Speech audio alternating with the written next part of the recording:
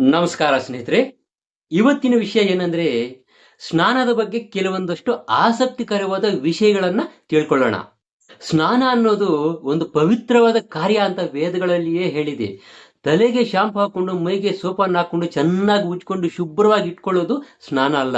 6 ವಿಧವಾದ ಪ್ರಯೋಜನಗಳಿಗೋಸ್ಕರ ಸ್ನಾನ ಅನ್ನೋದು 6 ವಿಧವಾಗಿ ಮಾಡಬೇಕು ಅಂತ ವೇದ ಹೇಳಿದೆ. 6 ವಿಧವಾದ 6 ಸ್ನಾನಗಳು ಯಾವುವು ಅಂದ್ರೆ ಮಲಾಪಕರ್ಷಣೆ ಸ್ನಾನ, ಕ್ರಿಯಾಂಗ ಸ್ನಾನ, ಕ್ರಿಯಾ ಸ್ನಾನ, ಕಾಮ್ಯ ಸ್ನಾನ, ತೀರ್ಥ ಸ್ನಾನ ಮತ್ತು ನೈಮಿತ್ತಿಕ ಸ್ನಾನ. ಇವು 6 ವಿಧವಾದ ಸ್ನಾನಗಳು. ಸ್ನಾನ ಅಂದ್ರೆ ನಿಂತ್ಕೊಂಡು ಮಾಡೋದು ಅಲ್ಲ, ಪಾತ್ರೆಯಲ್ಲಿರುವಂತಹ ನೀರನ್ನು ಚೆಮ್ನಲ್ಲಿ ಎತ್ಕೊಂಡು ತಲೆ ಮೇಲೆ ಹೊಯ್ಕೊಳ್ಳೋದು ಅಲ್ಲ. ಶರೀರವನ್ನು ಪೂರ್ತಿ ಪ್ರಮಾಣದಲ್ಲಿ ಮಜ್ಜನ ಮಾಡಬೇಕು. ಅಂದ್ರೆ ಶರೀರವು ನೀರಿನಲ್ಲಿ ಮುಳುಗುವಂತೆ ಮಾಡಬೇಕು. ನದಿಯಲ್ಲಿ ಶರೀರವನ್ನು ಮುಳುಗಿಸಿ ಸ್ನಾನ ಮಾಡಬೇಕು ಅಂತ.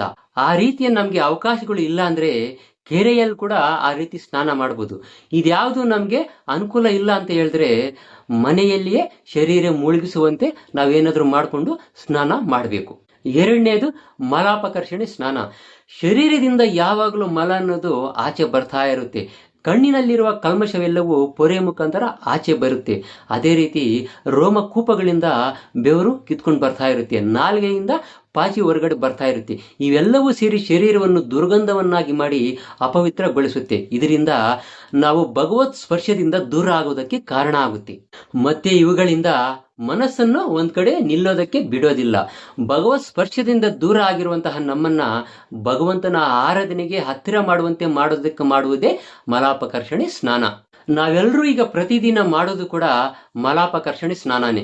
ಎಲ್ಲರೂ ಸ್ನಾನ ಮಾಡ್ಬೇಕಾದ್ರೆ ನಾನು ಸ್ನಾನ ಮಾಡ್ತಿದ್ದೀನಿ ಅಂತ ಒಂದು ಸಂಕಲ್ಪ ಮಾಡಿಕೊಂಡು ಗಂಗೆ ಚ ಯಮುನೆ ಚೈವ ಗೋದಾವರಿ ಸರಸ್ವತಿ ನರ್ಮದಾ ಸಿಂಧು ಕಾವೇರಿ ಜಲೇಸ್ಮಿನ್ ಸನ್ನಿಧಿಂ ಕುರು ಓಂ ಶಾಂತಿ ಶಾಂತಿ ಶಾಂತಿ ಅಂತ 3 ಸಲ ನೀರನ್ನು ತಲೆ ಮೇಲೆ ಹಾಕೊಂಡು, ತಣ್ಣೀರಾದ್ರೆ ತಲೆಯಿಂದ, ಬಿಸಿ ನೀರಾದ್ರೆ ಕಾಲಿನಿಂದ ಶುರು ಮಾಡಿ ಸ್ನಾನ ಮಾಡಬೇಕು ಅಂತ ವೇದಗಳಲ್ಲಿಯೇ ಹೇಳಿದೆ.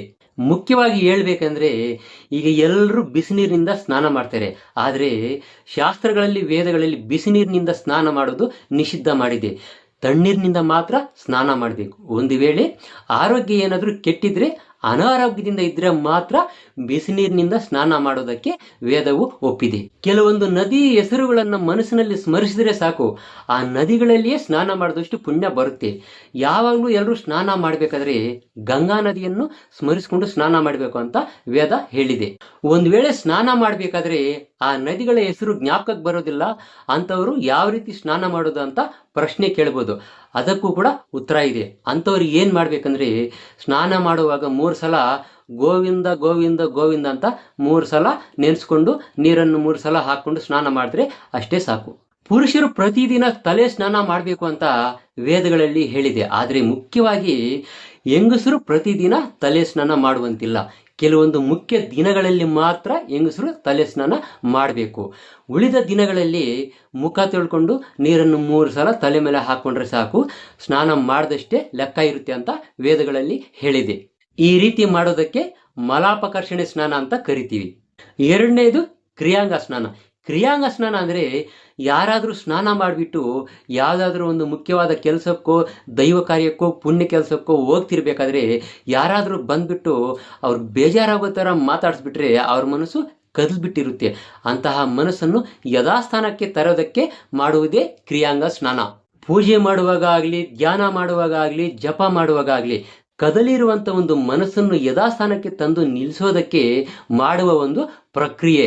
ಒಂದೊಂದು ಸಲ ನಾವು ಮಾಡಿರುವ ಸ್ನಾನದ ಪ್ರತಿಫಲದಿಂದ ದೊಡ್ಡ ದೊಡ್ಡ ಪ್ರಯೋಜನಗಳೇ ಆಗ್ತವೆ. ಅಂತಹ ಪ್ರಯೋಜನಗಳಿಗೋಸ್ಕರ ಮಾಡುವ ಒಂದು ಸ್ನಾನವನ್ನ ಕಾಮ್ಯ ಸ್ನಾನ ಅಂತ ಕರಿತೀವಿ. ಕಾಮ್ಯ ಸ್ನಾನದ ಬಗ್ಗೆ ರಾಮಾಯಣದಲ್ಲಿ ಒಂದು ಉದಾಹರಣೆ ಕೂಡ ಇದೆ.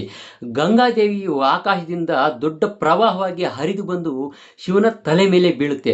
ಅದಕ್ಕೂ ಮುಂಚೆ ಸಾಧಾರಣವಾದ ಶಕ್ತಿ ಇರುತ್ತೆ. ಯಾವಾಗ ಶಿವನನ್ನು ಗಂಗಾದೇವಿಯು ಸ್ಪರ್ಶಿಸುತ್ತೋ ಆವಾಗ ಅಪಾರವಾದ ಒಂದು ಶಕ್ತಿ ಬರುತ್ತೆ. ಪರಮೇಶ್ವರನನ್ನು ಸ್ಪರ್ಶಿಸಿ ಗಂಗಾದೇವಿಯು ಭೂಮಿಗೆ ಬಂದಿದ್ರಿಂದ ಅಂತಹ ಗಂಗಾ ನದಿಯಲ್ಲಿ ಸ್ನಾನ ಮಾಡಿದ್ರೇನು, ಮತ್ತೆ ಒಂದಷ್ಟು ನೀರನ್ನು ಬಾಯಲ್ಲಿ ಹಾಕೊಂಡ್ರೆ ಸಾಕು, ಮಾಡಿರುವಂತಹ ಪಾಪಗಳೆಲ್ಲ ಹೋಗ್ತವೆ ಅಂತ ಪುರಾಣಗಳಲ್ಲಿ ಹೇಳಲಾಗಿದೆ. ಮತ್ತೊಂದು ಕ್ರಿಯಾಸ್ನಾನ. ಕ್ರಿಯಾ ಸ್ನಾನ ಅಂದ್ರೆ ನದಿಯಲ್ಲಿ ಮಾಡುವಂತ ಒಂದು ಸ್ನಾನವನ್ನು ಕ್ರಿಯಾ ಸ್ನಾನ ಅಂತ ಕರಿತೀವಿ. ನದಿ ಸ್ನಾನ ಏನಕ್ಕೆ ಮಾಡ್ಬೇಕಂದ್ರೆ ಔಷಧಿ ಗುಣಗಳನ್ನು ಹೊಂದಿರತಕ್ಕಂಥ ಕೆಲವು ಮರ ಗಿಡಗಳಿರ್ತವೆ. ಆ ಮಳೆಯ ಹನಿಗಳು ಆ ಮರದ ಮೇಲೆ ಬೀಳೋದ್ರಿಂದ ಆ ಔಷಧಿ ಗುಣಗಳನ್ನು ಹೊಂದಿರುವಂತ ಶಕ್ತಿಯು ಆ ಮಳೆಯ ಹನಿಗಳು ತಗೊಂಡೋಗಿ ನದಿಗೆ ಸೇರ್ತವೆ. ಅಂತಹ ನದಿಯಲ್ಲಿ ಏನಾದರೂ ಸ್ನಾನ ಮಾಡಿದ್ರೆ ಎಂತಹ ಪಾಪಗಳಾಗ್ಲಿ ಹೋಗ್ಬಿಡ್ತವೆ. ಶರೀರವು ಗಟ್ಟಿಮುಟ್ಟಾಗಿರುತ್ತೆ, ಯಾವುದೇ ಕಾಯಿಲೆಗಳು ಬರ್ದಂಗೆ ಆರೋಗ್ಯಕರವಾಗಿ ಇರುತ್ತೆ. ಅದಕ್ಕೆ ನದಿ ಸ್ನಾನ ಮಾಡಬೇಕು ಅಂತ ಹೇಳೋದು.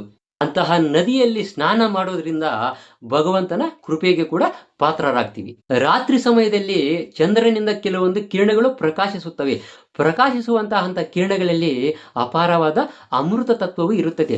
ಅಂತಹ ಅಪಾರವಾದ ಅಮೃತ ತತ್ವದ ಶಕ್ತಿಯನ್ನು ಹೊಂದಿರತಕ್ಕಂಥ ಕಿರಣಗಳು ನೀರಿಗೆ ಬಿದ್ದಾಗ ಆ ಶಕ್ತಿಯನ್ನು ನದಿ ಸೆಳೆದುಕೊಳ್ಳುತ್ತೆ.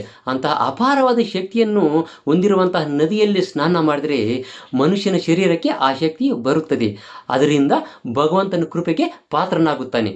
ಅಂತಹ ಅಮೃತತ್ವದ ಶಕ್ತಿ ಮತ್ತೆ ಅಪಾರವಾದ ಔಷಧಿ ಗುಣಗಳನ್ನು ಹೊಂದಿರುವಂತಹ ನದಿಯಲ್ಲಿ ಸ್ನಾನ ಮಾಡಿದ್ರೆ ಶರೀರವು ರೋಗಗಳು ಬರ್ದಂಗೆ ಆರೋಗ್ಯಕರವಾಗಿ ನಿಲ್ಲುತ್ತೆ. ಇದಕ್ಕೆ ಕ್ರಿಯಾ ಸ್ನಾನ ಅಂತ ಕರೆಯೋದು. ತೀರ್ಥ ಸ್ನಾನ. ತೀರ್ಥ ಸ್ನಾನ ಅಂದ್ರೆ ದೇವರು ಇರುವಂತಹ ಒಂದು ಕ್ಷೇತ್ರಗಳು ಅಂತ ಅರ್ಥ. ಅಂತಹ ಕ್ಷೇತ್ರಗಳಲ್ಲಿ ಮಾಡುವ ಒಂದು ಸ್ನಾನವೇ ತೀರ್ಥ ಸ್ನಾನ. ತೀರ್ಥ ಸ್ನಾನ ಏನಕ್ಕೆ ಮಾಡಬೇಕು ಅಂದ್ರೆ ಅಂತಹ ತೀರ್ಥ ಕ್ಷೇತ್ರಗಳಲ್ಲಿ ಕೆಲವೊಂದು ಮಹಾನ್ ಋಷಿ ಮುನಿಗಳು ಯಜ್ಞ ಯಾಗಾದಿಗಳನ್ನು ಮಾಡಿಸಿ ಅವರು ಈ ಲೋಕವನ್ನು ಬಿಟ್ಟು ಹೋಗುವಾಗ ಅವರಲ್ಲಿರುವಂತಹ ಒಂದು ಮಹಾ ತೇಜಸ್ಸನ್ನು ಆ ತೀರ್ಥ ಕ್ಷೇತ್ರಗಳಲ್ಲಿ ಸುರಕ್ಷಿತವಾಗಿ ಬಿಟ್ಟು ಹೋಗಿರ್ತಾರೆ. ಅಂತಹ ತೀರ್ಥ ಕ್ಷೇತ್ರಗಳಲ್ಲಿ ಯಾರಾದರೂ ಸ್ನಾನ ಮಾಡಿದ್ರೆ ಆ ಒಂದು ಮಹಾ ತೇಜಸ್ಸು, ಆ ಶಕ್ತಿ ಅವರಿಗೆ ಬರುತ್ತೆ. ಪಾಪಗಳು ಕೂಡ ಪರಿಹಾರ ಆಗುತ್ತೆ. ಯಜ್ಞ ಯಾಗಾದಿಗಳನ್ನು ಮಾಡಿಸಿದಂತಹ ಪ್ರತಿಫಲ ಆ ಕ್ಷೇತ್ರಗಳಲ್ಲಿ ಸ್ನಾನ ಮಾಡಿದವರಿಗೆ ಸಿಗುತ್ತೆ. ಕೊನೆಯದು ನೈಮಿತ್ತಿಕ ಸ್ನಾನ. ಈ ನೈಮಿತ್ತಿಕ ಸ್ನಾನ ಅನ್ನೋದಕ್ಕೆ ಸಮಯ ಸಂದರ್ಭ ಅನ್ನೋದು ಇರೋದಿಲ್ಲ, ಯಾವಾಗ ಬೇಕಾದ್ರೂ ಮಾಡ್ಬೋದು.